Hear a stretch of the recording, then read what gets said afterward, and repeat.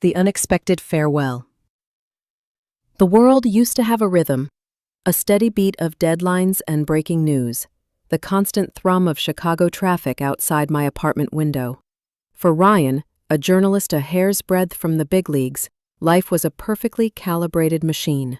He lived and breathed the city, his fingers flying across the keyboard, chasing the next big story. Success was the only thing on his mind, a future of bylines and Pulitzers he was so close to tasting. Then the phone rang. It was a cold, sterile buzz that cut through the silence of his late-night apartment. The voice on the other end was an unfamiliar police officer, flat and emotionless. He spoke of an accident, a fall, and a sudden death. The words hung in the air, detached and nonsensical. His father was gone. Not from a long illness or old age, but from a construction accident on a quiet suburban street. The very kind of mundane tragedy that he'd usually be writing about. Ryan hung up the phone, the city's pulse now feeling foreign and distant. The world he knew had just lurched to a halt. His father, a man who built things with his own two hands, a man who saw the world in blueprints and angles, a man who taught Ryan how to be honest, was gone. He was a simple man who didn't understand the complex world of big city journalism, but he was the bedrock of Ryan's life. The next few days were a blur of grief and numbness. Ryan packed a bag and drove back to his childhood home, a small two-story house in the quiet suburbs that felt 1,000,000 miles away from the city. The house was exactly as he remembered it, filled with the faint scent of sawdust and wood polish. His father's tools hung neatly on the garage wall. A half-finished birdhouse sat on his workbench, a tangible, heartbreaking testament to a life cut short. The police report, left on the kitchen table, was brief and unsatisfying. Accidental death, cause of death, blunt force trauma. It was too simple, too clean. Ryan picked up the report, his fingers tracing the cold official words. He knew his father. He was meticulous, careful. Accidents simply didn't happen to him. The knot of grief in Ryan's stomach began to tighten. Twist didn't approach him. They just watched. Later, at the wake, he made his way over to them. Their names came back to him with the weight of childhood memories. Frank, a gruff old-timer with calloused hands. Ben, a younger man who'd always looked up to his dad. And Mike, the foreman. Ryan tried to talk to them, to ask what happened that day, but they all gave him the same vague, rehearsed answer. It was an accident, Ryan. A damn shame. Your father was a good man. We'll miss him. We're so sorry for your loss. Their eyes never met his. They were polite, but their avoidance was a palpable, living thing.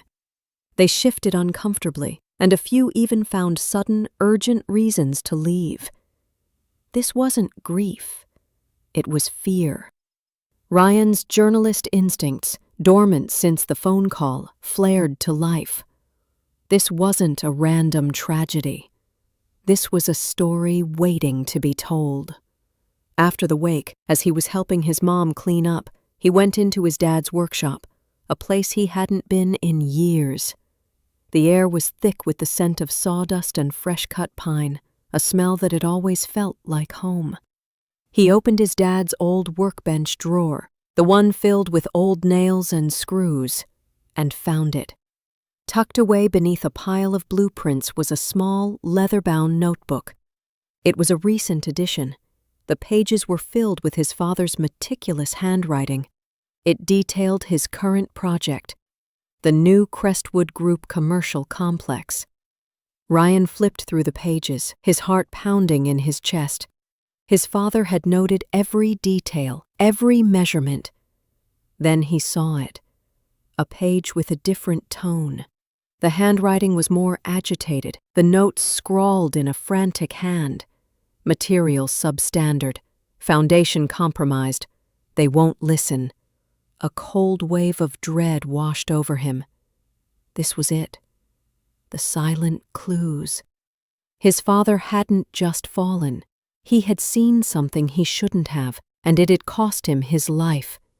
The pieces of the puzzle were starting to fall into place, and Ryan knew, with a certainty that chilled him to the bone, that the accident wasn't a matter of chance.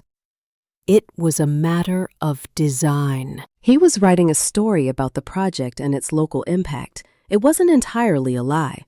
Eventually, she relented, handing him a thick folder filled with official documents and blueprints. Back in his car, Ryan spread the blueprints across the dashboard. His father's profession had always seemed so straightforward to him, but now he saw the complexity, the intricate details that only an expert could understand. He wasn't an architect, but he knew how to find a story. He began to cross-reference the official plans with his father's personal notes. The official blueprints called for high-grade steel beams and reinforced concrete, materials that would ensure the building's structural integrity. But his father's notes, scribbled in the margins, told a different story. They mentioned shortcuts, substitutions, and a constant struggle to get the company to use the right materials. Ryan's phone vibrated. It was a text from his mother, a simple, "Are you okay?" He didn't respond. He couldn't. He was already too deep in the rabbit hole. The person he needed to talk to was a man named Graham Crestwood, the powerful, charismatic CEO of Crestwood Group. The name itself felt too grand, too important for a simple construction project. But as Ryan looked at the blueprints and his father's hurried notes, he realized this wasn't just a simple project, it was a cover-up. And the man at the top, the one who profited from the shortcuts, was the one who had the most to lose. Ryan started his car, the engine a low growl of righteous anger. He was no longer a journalist looking for a story. He was a son seeking justice. OCC. The Stonewall. The road to the truth was paved with silence. Ryan tried to talk to everyone. He went to the job site, a sprawling skeleton of steel and concrete, a ghost of his father's work. The foreman, a man with a hard face and no time for questions, told him to get lost. "Accident's an accident, kid. The company's already settled." When Ryan persisted, the man's eyes narrowed. "You're asking the wrong questions, in the wrong place. Go home." Back in his car, Ryan called the city's building inspector, who had signed off on the project. The inspector was cordial, but his answers were a wall of bureaucratic jargon. He insisted that all protocols had been followed and that the project was up to code. Ryan pushed, mentioning the notes in his father's journal. Whisper. But a few days before, some men in suits came to the house. They didn't look like they were here for a friendly visit. "What did they want?" Ryan asked, his heart thudding in his chest. "I don't know," she said, wringing her hands, "but they were with him for a long time. When they left, he looked shaken. He went right into his workshop and didn't come out all night." Ryan knew who the men in suits were. They were from Crestwood Group.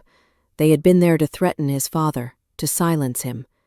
But his father, a man of integrity, wouldn't be silenced. That was the real reason he was gone. The next day, a package arrived at his mother's house. Inside was a single, unmarked flash drive. Ryan plugged it into his laptop. A video file opened automatically. It was a security camera feed from the construction site, grainy and low quality. It showed his father, not falling, but being cornered by two men. There was a struggle, a flash of something metallic, and then his father was gone from the frame. The video ended there, a chilling, deliberate cut. The package didn't come with a note, but Ryan knew who had sent it. It was a warning, a message. They knew he was looking, and they were telling him to stop. But the video wasn't a warning to Ryan. It was a confirmation of his worst fears. It was the truth. A Boz. The office of Graham Crestwood was a testament to cold, hard success. Glass walls offered a panoramic view of the Chicago skyline, a city that Crestwood seemed to own piece by piece. Ryan, dressed in a borrowed suit that felt too tight and too formal, sat across from him. Crestwood himself was a study in polished power, a silver-haired man with a confident smile that didn't quite reach his eyes. "Ryan, I'm so very sorry for your loss," Crestwood said, his voice a smooth, practiced rumble. He gestured to a large, framed photograph on his desk, A picture of the Crestwood Group complex blueprint, a blueprint Ryan knew his father had worked on. Your father was a craftsman, a true professional. He was a credit to his trade.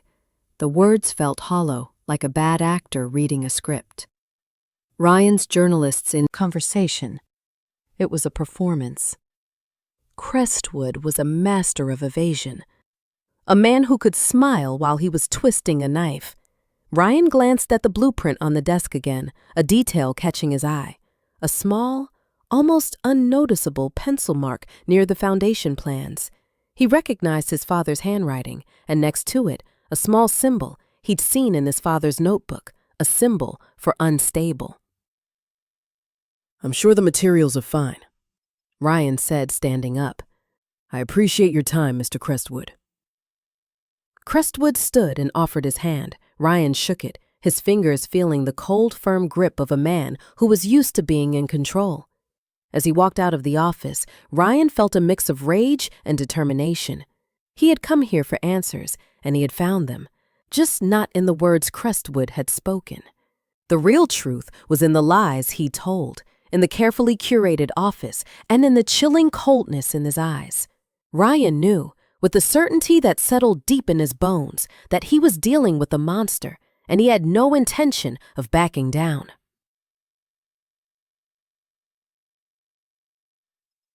The city's noise felt different now. No longer a backdrop to his life, but a cacophony of secrets and lies. Ryan was back in his apartment, the blueprints in his father's notebook spread out on his coffee table. He was drowning in data, cross-referencing notes and staring at numbers that meant nothing to him. He was a journalist, not an engineer. He needed an insider, someone who knew the smell of sawdust and the feel of a hammer in their hand. The answer came in the form of an anonymous phone call. The number was blocked, and the voice on the other end was distorted, a low, gravelly whisper. "Ryan Moore?" The voice asked. "Who is this?" "Someone who knew your dad. Someone who saw what they did to him." Ryan's blood ran cold. "Tell me what you know." "Your dad was the best in the business. He saw a problem with the new Crestwood project. They were cutting corners, using cheap materials. He told them it was a lawsuit waiting to happen, that it was dangerous. Why didn't anyone else say something?" Ryan asked, his voice shaking. "Because they were paid off." The voice whispered. A horrifying picture. A ruthless corporation, a corrupt CEO, a father who refused to compromise his integrity, and a son who now had no choice but to seek justice. The game had changed. This wasn't just about a story anymore. It was about avenging a life. The unseen evidence.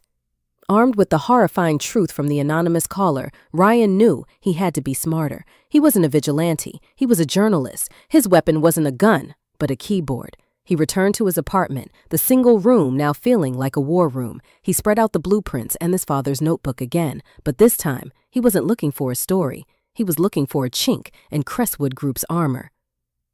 He started a new file on his laptop, a digital fortress of information. He digitized his father's notes using an OCR, optical character recognition program, to convert the frantic handwriting into a searchable document. He cross-referenced the technical terms with public records and industry standards, his mind working like a machine. He found dozens of small inconsistencies, things that an ordinary person would never notice, but a skilled professional like his father would. He found that the steel beams specified in the official blueprints were replaced with a cheaper, less durable alloy. He found the concrete mixture was a different ratio, one that would save Crestwood Group millions, but would compromise the building's structural integrity over time. He put everything together in a detailed report, a digital indictment of Crestwood Group's greed and carelessness. He wrote about the substandard materials, the falsified safety reports, and the deliberate shortcuts, but he didn't mention his father's death. He kept it strictly professional, factual, and damning. He knew that the moment he mentioned his father, they would dismiss it as a personal vendetta. He had to be a ghost, a whisper in the wind. He needed to get this information out, but he couldn't trust traditional media. They were too afraid of Crestwood's lawyers and influence. He thought about sending it to a smaller, independent publication, but even that felt too risky. Then he had an idea. He opened a new email, attached the report, and sent it to an anonymous account he had created months ago. The email was a simple one-line message: "Investigate this. It's a matter of public safety." The email wasn't sent to a person or an organization. It was sent to a collective, a group of Ryan's raw data, and presented it in a slick, easy-to-read report that blasted Crestwood Group. The article was a bombshell, accusing the company of using substandard materials and cutting corners on a massive commercial project. The internet lit up, and within hours, Crestwood's stock price plummeted. But the fire Ryan had started was now burning out of control, and it was turning on him. Graham Crestwood was a shark, and he didn't wait for the water to calm. He struck back immediately, and with a vengeance. He didn't bother with a public response or a denial. Instead, he used his considerable power to hunt down the source of the leak. Crestwood Group's legal team, in a single devastating move, got a court order to force the online collective to reveal their source's IP address. Ryan had used a VPN, but they still managed to trace the email back to a temporary server he had used, and then to a series of locations he had visited in the last few days: the public library, a coffee shop near his apartment, even a Wi-Fi hotspot in his own neighborhood. They put all the pieces together, and in a matter of hours, they had his name. The backlash was swift and brutal. Crestwood Group, in a press release that was a masterpiece of corporate spin, claimed that the report was a malicious and baseless smear campaign orchestrated by a disgruntled journalist. They accused Ryan of having a personal vendetta against the company due to his father's unfortunate accident, and even went so far as to suggest he was mentally unstable. The world Ryan knew began to crumble. His old colleagues at the newspaper, once his friends and allies, now ignored his calls. A few even messaged him, their words a mix of pity and disgust. He was blacklisted, a pariah in a profession he had dedicated his life to. His own apartment was no longer a sanctuary. The city, once his playground, now felt like a prison. He knew he was in over his head. He had tried to fight a giant with a stone, and the giant was now crushing him. But he wasn't done. Not yet. He still had one move left. The lone wolf blacklisted, abandoned, and under constant surveillance, Ryan felt like a ghost in his own city. Every corner he turned, he felt eyes on him. The relentless online attacks had turned his life into a living hell, and the very newspapers he once wrote for now treated him like for people who had nowhere else to turn. He found their website, and after hours of searching, managed to locate a contact email buried in a submenu. He didn't write a long emotional plea. He wrote a single concise email. Subject: FW, Crestwood Group Investigation, Building Safety Concerns. Body: all documentation attached. I am a witness. I need to speak with someone immediately. He attached the same digital indictment he had sent to the online collective, but this time he also included a scanned copy of his father's notebook, a picture of his father's final project, and a brief, honest explanation of the events. Hours later, his phone rang. The number was blocked, but this time, the voice on the other end was calm, professional, and full of authority. This is Ms. Sterling from the Integrity Foundation. We've reviewed your materials. Your claims are serious. Do you understand the risks you're taking? I've already lost everything, Ryan said. I'm not doing this for a story. I'm doing this for my father. We believe you, she said. We have a secure location. Come alone. We'll be waiting. Ryan hung up the phone. A sense of hope, a feeling he hadn't felt since his father's death, washed over him. He was no longer a lone wolf. He had an ally now, and together they would face the storm head-on. Misplaced. The quiet retribution. Ryan sat in a sterile, windowless room, the cold glow of a computer screen his only company. Ms. Sterling, a sharp-eyed woman with a no-nonsense demeanor, sat across from him. Crestwood Group won't be expecting an attack from this angle, she said, her voice a low murmur. They're watching every major media outlet. They've blocked every road they can think of, but they can't block a ghost. The plan was simple and devastatingly effective. They wouldn't go to the press with a direct hit on Crestwood. Instead, They would use Ryan's skills to write a series of investigative pieces, not about his father, not about the Crestwood project, but about the bigger picture. He wrote an exposé on the corrupt practice of falsifying safety reports in the construction industry. Another piece detailed how corporations use shell companies to hide substandard materials, ripple through the construction world. The articles were a virus, infecting the perception of Crestwood Group's projects. Even if their name was never mentioned, Ryan felt a sense of calm he hadn't known in months. This was his father's way, slow, meticulous, and with quiet determination. He wasn't a man who made grand gestures. He was a man who built things to last. And Ryan, sitting in that small room, was doing the same. He was building his case, one anonymous article at a time. Each word a brick in a wall that would eventually come crashing down on Graham Crestwood. He wasn't seeking a headline. He was seeking justice. The anonymous articles had done their job. The whispers had become murmurs, and the murmurs were now a steady hum. Crestwood Group's stock had stopped its freefall, but it was still stagnant, its reputation tarnished by the ghost of 100 small accusations. Ryan and Miss Sterling knew it was time for the final push.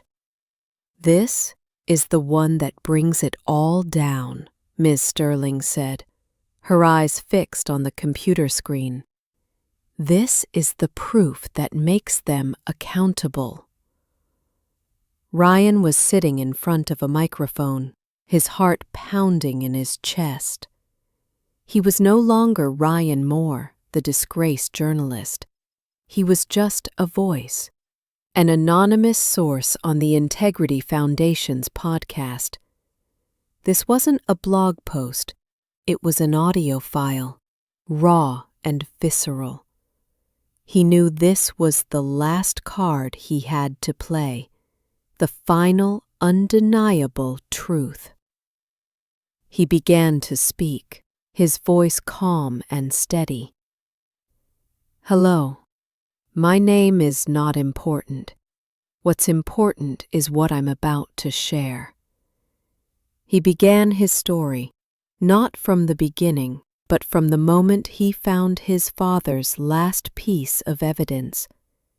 He told the audience about the hidden notebook, the scrawled notes about substandard materials, and the final frantic symbol for unstable. Then he played the sound. Group's greed and his father's death. This was the truth that would finally bring a giant to its knees. The promise fulfilled. Twaddle twaddle. The audio file exploded across the internet. It was a wildfire of truth in a forest of lies. The media outlets that had once shunned Ryan now scrambled to cover the story, their headlines screaming about corporate greed and a father's tragic death. The anonymous podcast had not only confirmed every suspicion, but it also provided the final damning piece of evidence. Within days, the authorities were forced to act. Federal investigators, spurred by public outrage and the undeniable evidence of fraud and potential homicide, raided Crestwood Group's offices. The city building inspector, fearing legal repercussions, confessed to accepting bribes and falsifying reports. Graham Crestwood, a man who had once seemed untouchable, was seen on the evening news, his face gaunt and pale as he was led away in handcuffs. The empire of lies he had built came crashing down around him, a fitting end for a man who profited from shoddy construction. Ryan, now a celebrated hero, stood in his father's workshop once more. The air, no longer filled with the scent of sawdust and fresh-cut pine, felt empty. The half-finished birdhouse on the workbench seemed to mock him, a final, heartbreaking reminder of a life cut short. He had won. He had avenged his father's death. But victory felt hollow. It didn't bring his father back. Then he heard a sound, a quiet rustle from a corner of the workshop. He saw a small brown bird hopping around inside the birdhouse, its head tilted in curiosity. It was a sign, a small, quiet moment of grace in the midst of the chaos. His father had started building something, and now it was finally finding its purpose. Ryan left the workshop and walked to the park, a place he hadn't been since he was a boy. He found an old, worn-out bench, the kind his father would have built. He sat down and watched the sun set over the city skyline, a city that was now, in a small way, a little more honest. He hadn't sought fame or glory. He had sought justice.